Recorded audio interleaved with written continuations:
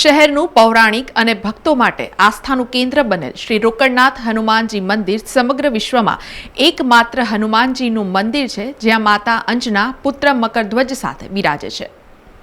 સંકટમોચન હનુમાનજીનો જન્મોત્સવ ચૈત્ર મહિનાની પૂનમના દિવસે ઉજવવામાં આવે છે। હનુમાન જયંતિ નિમિત્તે આજરોજ શહેરના મારુતિ મંદિરોમાં હનુમાન ચાલીસાના પાઠ, યજ્ઞ તેમજ શોભાયાત્રાના આયોજનો કરવામાં આવ્યા છે, જેમાં વડોદરા શહેરના નવા બજાર સ્થિત રોકડનાથ હનુમાનજી મંદિરમાં હનુમાન જયંતિ પર્વની ઉજવણીના ભાગરૂપે સોમવારના રોજ હનુમાન ચાલીસાના 108 હોમાત્મક પાઠનું આયોજન કરવામાં આવ્યું હતું।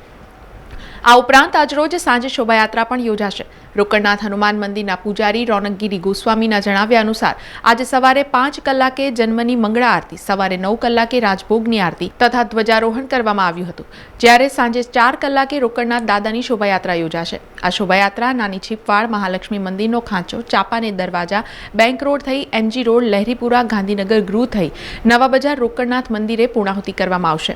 સાંજે 10 વાગે શયનની મહાઆરતી કરવામાં આવશે। હનુમાન જયંતિ ચૈત્ર મહિનાની પૂર્ણિમાના દિવસે ઉજવવામાં આવે છે। આ દિવસ હનુમાનજીની કૃપા મેળવવા માટે ખાસ હોય છે। આ વર્ષે હનુમાન જયંતિ આજરોજ એટલે કે મંગળવારના દિવસે છે। આ દિવસે હનુમાનજીને ચોલા ચડાવવા બજરંગ બાણનો પાઠ કરો, હનુમાન ચાલીસાનો પાઠ કરો ખૂબ જ લાભ આપે છે। વડોદરાનું જૂનું વડોદરા અને એમાં હનુમાનજી મહારાજનું સૌથી જૂનું મંદિર એટલે રોકડનાથ દાદા સ્વરૂપે બિરાજેલ હનુમાનજી, બાજુમાં એમના પુત્ર છે મકરધ્વજ મહારાજ અને સાઈડના ગોખમાં અંજની માતા છે। અને શાસ્ત્રમાં જણાવેલું છે કે હનુમાનજીનો જન્મ મંગળવારે થયો હતો।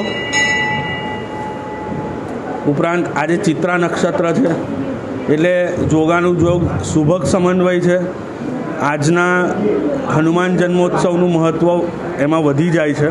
આજના દિવસે મંદિરમાં 108 હોમાત્મક હનુમાન ચાલીસાનો હવન કરવામાં આવ્યો। સવારે 5 વાગે જન્મની આરતી કરવામાં આવી, 9 વાગે રાજભોગની સેવા હતી અને રાત્રે હવે 10 વાગે LED સ્ક્રીન સાથેની વ્યવસ્થા સાથે ભક્તોનો ખૂબ જ ઘસારો હોવાથી મહાઆરતીનું આયોજન છે।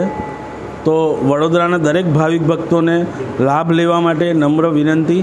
ઉપરાંત અમારા મંદિરની શોભાયાત્રા, જે વડોદરાની હનુમાનજીની સૌથી જૂની શોભાયાત્રા છે, એ નાની છીપવાડથી નીકળી રોકડનાથ મંદિરે પહોંચશે। 4 થી 8નો સમય છે।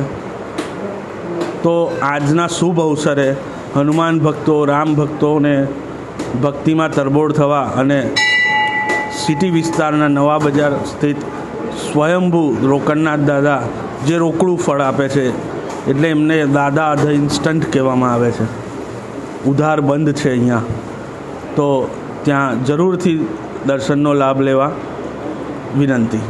સમાચારોના સતત અપડેટ માટે TNN ન્યૂઝને YouTube પર સબસ્ક્રાઇબ કરી બેલ આઇકોન પ્રેસ કરો અને અમારી સાથે જોડાયેલા રહો Facebook, Instagram અને Twitter ઉપર।